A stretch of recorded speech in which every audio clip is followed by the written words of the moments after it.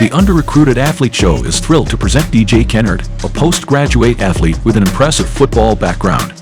Kennard honed his skills at Palmetto Prep and Falls Church High School in Falls Church, Virginia.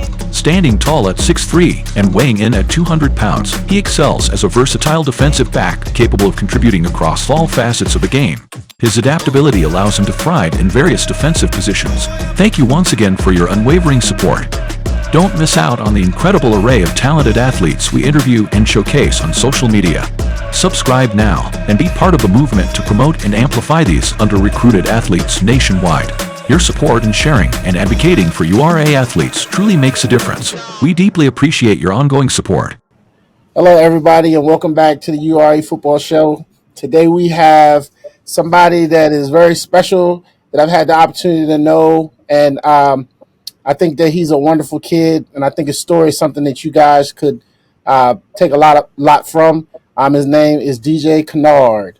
So, DJ, now you're kind of like the first guy that I'm interviewing for the start of the 2024 year. So this is kind of special. You know, your whole offer and commitment and process is special. It's just amazing how everything kind of fell in place.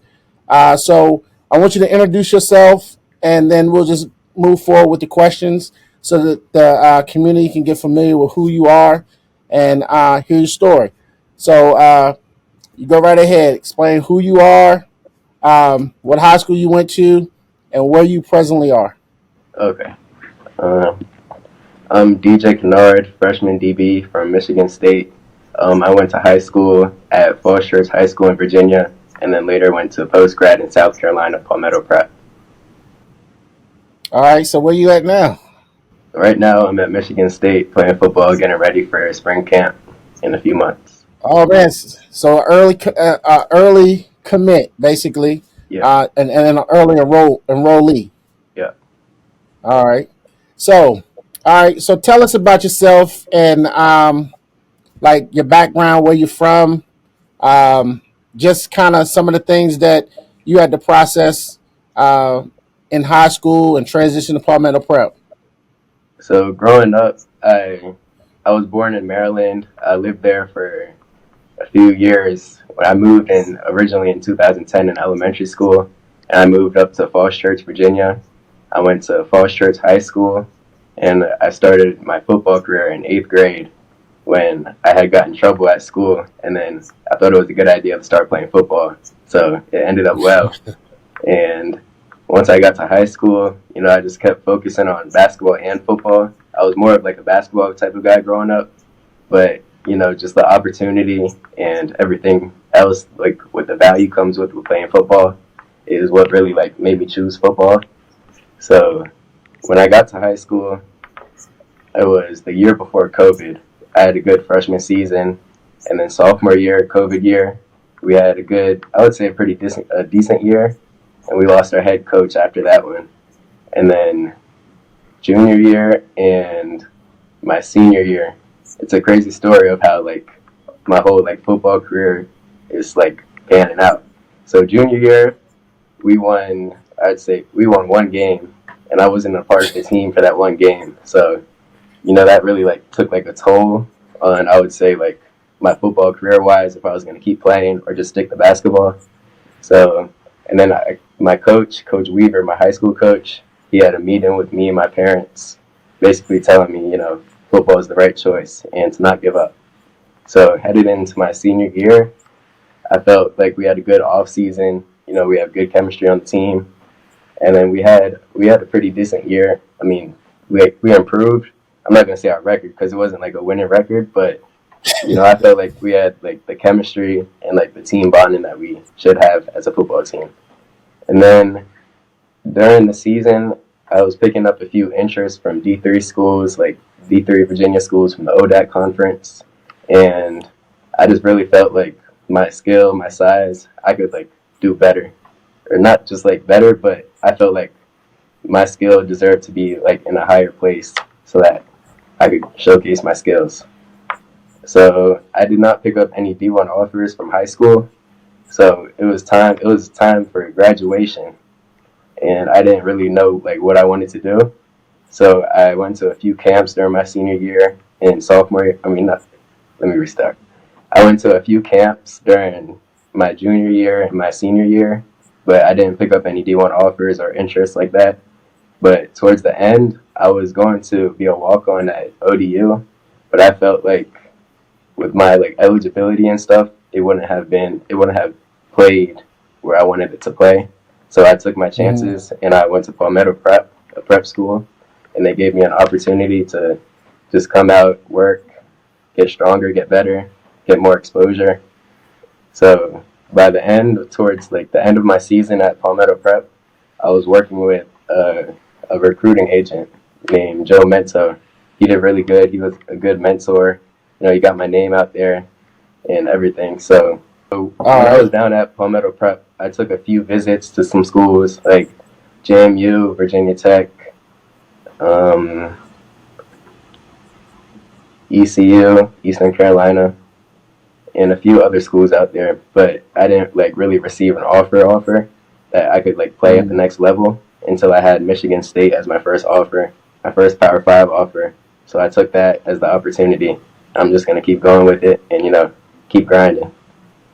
Man, that's huge, man. To get, to not have any real offers or D3 offers out of high school, you took a chance on yourself, right, and you turned it into a Power 5 offer at a big elite conference like the Big Ten. I mean, that's just that's why your story is amazing. But tell people how tall you are, how big you are, man. I mean, you missed that. You were not like a small sized guy. Right. Like you was in high school and you were 6'3", almost 200 pounds. And how did all these people like miss you, man? Was it because of the one in what 9 season? Like what happened?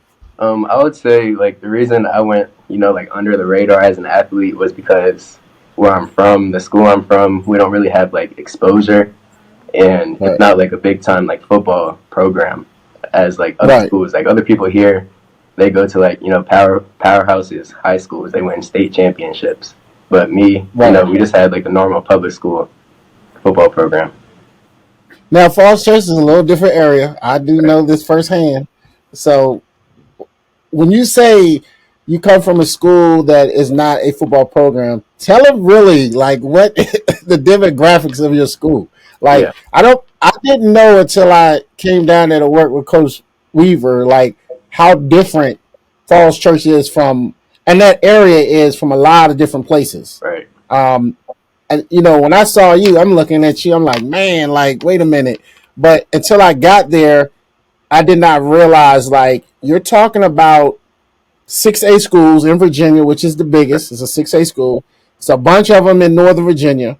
But you have a lot of kids that, like you, didn't start playing until they were in high school. So kind of explain to me and tell me how difficult that was. Yeah. I mean, I'd say, like, we didn't really have experience on the team. It would just be, like, you know, kids coming out for fun. You know, they didn't see anything after high school football, but that was my dream of playing college football. So I guess that was like the biggest challenge, just having like a good roster with people with the right mentality. Yeah. I mean, because you play both sides of the ball now. You play offense and you play defense. And I mean, you were good at both of them for somebody who was raw, you know? Right. And so your transition into the opportunity with ODU, how was that? Like, I mean, they did offer you a walk-on opportunity. Right. Kind of explain like how that process went. What happened there? So originally I was going to, you know, just be there as like a normal student, just give up on like football, give up on basketball, give up on sports, and just focus on my academics. So when I went down there for orientation, I actually snuck on to the practice, their spring practice. And then I talked to the coach, I got his information, and he followed up. He really liked me. So he told me, you know, like I could have an opportunity as a walk-on, but I would have to go through like the tryouts and then camp and all of that. But I felt like I wanted like an official spot on the team. So I took my chances and went post-grad for an official opportunity. Okay, so explain post grad. I think a lot of people don't understand what post grad is. Yeah. They know what JUCO is, Right. but they don't understand the difference between that gap year. Most of them don't even know what a gap year. Right. So explain to them the process of a prep year. Did you actually lose a year? Explain to them like how that process worked. So at prep school, you don't actually lose any eligibility, which was like the main factor for me because I wanted to, do my 4 years and then after have the chance to get my MBA in business. So I took that chance for my eligibility. So my NCAA eligibility timeline did not start when I was at prep school. So it was basically just like an extra like few months, like a semester, where I could just develop as a football player, improve my Okay, SAT so you score and took all that. Right. you took college classes and stuff like that. No, so you couldn't like do like official college courses. So what we did, we had a teacher, and it was just SAT prep, so we could like Okay. apply for colleges. Okay. Cool, man. Cool. And so you get down there in South Carolina. All Yeah, right. Now in the South, it's some yeah, dogs. yeah. I used to coach in the South. I have a home in the South. I'm familiar with the athletes from the South. I'm familiar Right, with the athletes up north too. But you transition down there. I mean, you're dealing with a lot of dogs down there. Different right, type of football, hard nosed football. You right, coming there with only starting off your eighth grade year. right. How did you get down there and outwork everybody to then be a starter and then be a top performer? So I feel like I've always had like the athletic genes in me. My dad, my family, they would all train me throughout the summer every year, like since I was little. But football was just like, just something athletically that I could do and that I really wanted to have fun with and take to the next level. So I feel like competition, that's definitely the thing. I'm like a competitor in everything I do. So just winning, having that mindset of winning just kept me on top. And see, it's good that you say, it was not just you alone, it was your whole family. Right, I tend to find that a lot of athletes don't have that support from their family. right, And that tends to be an issue that you know makes it harder on athletes. right, But I mean, for you, like when I got the phone call from Coach Weaver, it's like, "Hey, DJ needs some help," and I started reaching out to my network and stuff. He was like, "Yeah, Mom's is on top of it." right. It was good to Yeah, hear that you had the support. You weren't doing it alone.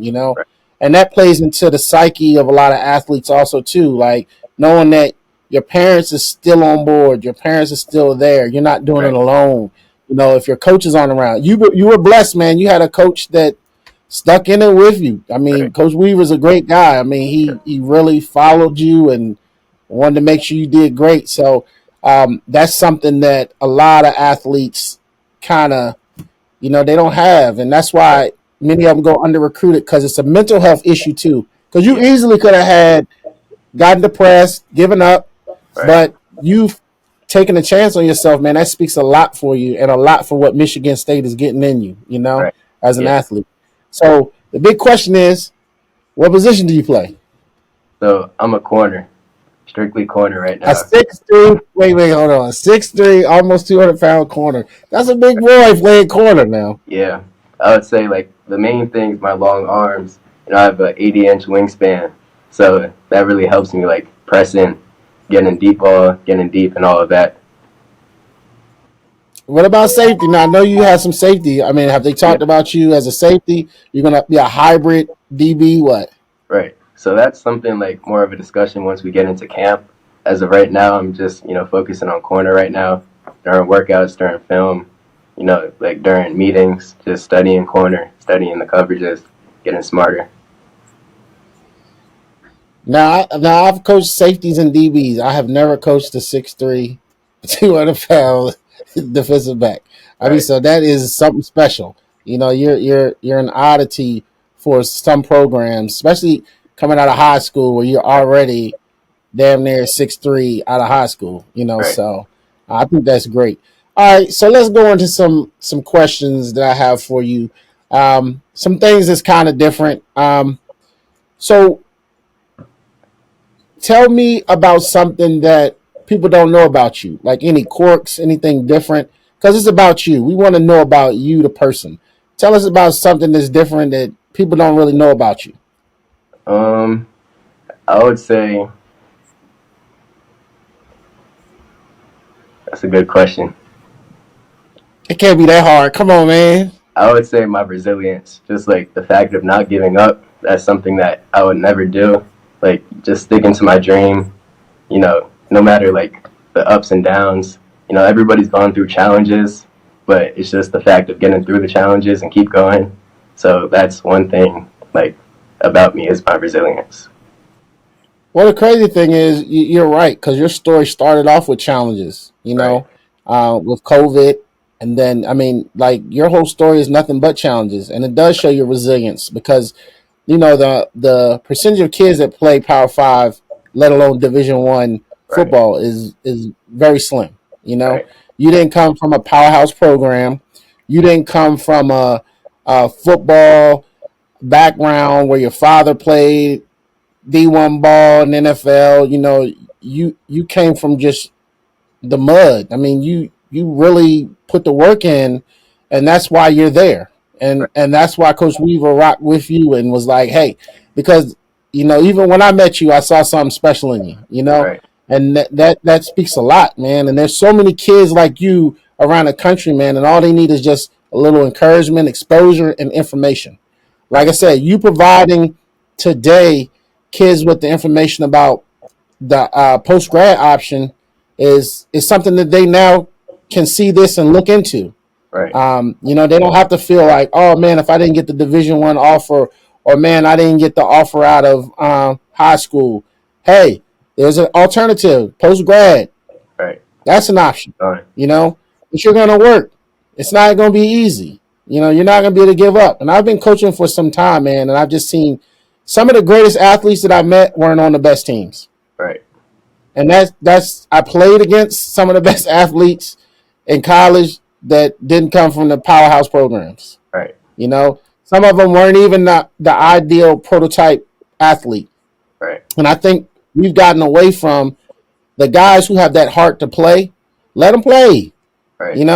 I understand money's involved and all this other crazy stuff, but the true essence of football is putting that guy who has that heart to play, that really wants to be there, and is gonna knock down that door every single time. But over time, we've gotten a lot of guys that they look the part, they have all the measurables, but then when it gets tough, where are they at? Right. They go home. And you're gonna see as a freshman, like, there's gonna be a lot of people that's gonna leave. They're not gonna be able to take the Michigan State workouts. They're not gonna be able to take the coaching. And with this NIL deal, you're gonna have kids making money, and they're not even gonna be able to understand the position they're in because they're gonna be so caught with everything else that's not important when really education and football should be their priority. So Right. they're gonna be uncoachable. So I just think that football has changed, but it's good to hear a story like yours. It gives us faith that maybe something will come around, and things like I'm doing with this under recruited football show and some of the camps that I'm about to put together. Maybe it will help. Right. So, all right, now let me ask you this: now that you're there and you've been there during the winter workouts, explain to me how difficult it is from whatever you've ever done. Now you're stepping into that. It's a job now. Right. Like how's your day? Like, tell me about it. I'd say the biggest change is the time management. I wake up at 5 in the morning, get to workouts at 6, and after 6 we have some meetings and then school after that. So just the biggest part is time management, and that's the biggest change that I've seen that I have to overcome. Just waking up early. I'm used to waking up early, but I'm not used to like working out, getting up 5:30 in the morning, 6 in the morning Yeah. to go to work out. Yeah. And you gotta take care of your body. Right. A lot Yeah. of these kids And- don't understand, like, Yeah, gotta take care of your body. definitely. The nutrition part is a big fact too. Like I speak with a nutritionist, and she basically says like, if you lose weight, it's because you're burning more calories than you're eating. So just burning all those calories in the morning and then, focusing on eating, having scheduled meals is something that is also a big part. Yeah. And then I'm sure it also plays into everything with your psychological aspect on, being able to overcome things. Right. If you don't have the good food and nutrition intake, your body can't function at a high capacity and high level, which then becomes a mental health issue. That's one of the reasons why you see at a lot of these schools that don't have great meal plans, is that some of these kids are starved of the nutrition that their body needs. Right. And so it's easier to have that fight or flight when you don't have the best nutrient intake. Right. And so you get kids, man, they're emotionally unstable. A lot of it got to deal with food. I know some people get it, some people don't, but I'm telling you right now, young athletes, make sure you take care of your body by putting the right nutrition into your body, because it helps your mental capacity to deal with stress. Because that's all you're doing. 5 a.m. mornings, man, that's that stress, man. Yeah. Putting you through it. I miss it. Man, if I could, look, let me tell you, if I could be in you guys' shoes, I would change it like tomorrow. Right. This is gonna be like the funnest time of your life, man. Yeah. And like really enjoy it, man. Sop it up, man. Not only just with for yourself, but with your family, man. I used to give clothes to my family, just be like, boom, here you go. I mean, let them be a part of the journey also. Mm-hmm. All right, man. Got just a couple more questions. What's your outlook, man? What's your overall outlook? Not just football, but education wise. Like, what's your plan? Like, what's your degree? What's your ultimate goal? So right now, I declared for business finance for my major, and I'm going to apply to the business program next semester. So just focusing on academics. We have really good tutors here. I work with the tutor basically every day just to make sure I'm on top of my grades. Yeah, man, that's important, man. That's important, because this can all go away tomorrow. Right. One hit, one tackle. But that educational piece, man, that's me. I push it. I got so many degrees because I just loved learning. Like, I wasn't a good student in high school, but when I got to college and I learned, like, man, you get to actually think for yourself to present the answer to the question. It just opened up a whole nother world. So, got to get that degree, man. You got to finish strong. And, man, I'm glad I could have you on the show, man. Thank you. I know there was some back and forths, but I mean, it's good to have you on the show. It's good to see you. And I told Coach Weaver, man, I'm making a trip down there when the season start, man, because I want to see you on the field. Yes, sir. So, but man, I thank you. Let everybody know who you are. Let them know your Instagram. Let them know, follow you, man. Like spill the beans, man, so people can follow you. Build your network, man. Sure. Thank you for having me. I'm DJ Kennard. My socials are DJ Kennard on Instagram, and on Twitter I'm DJ Kennard FB for football. So give me a follow. I'll follow back. Promise. And he plays at Michigan State, you guys. All right, man. Well, look, it was good having you, man. And once again, this is Alonzo McDowell. This is the Under Recruited Football Show. Check us out.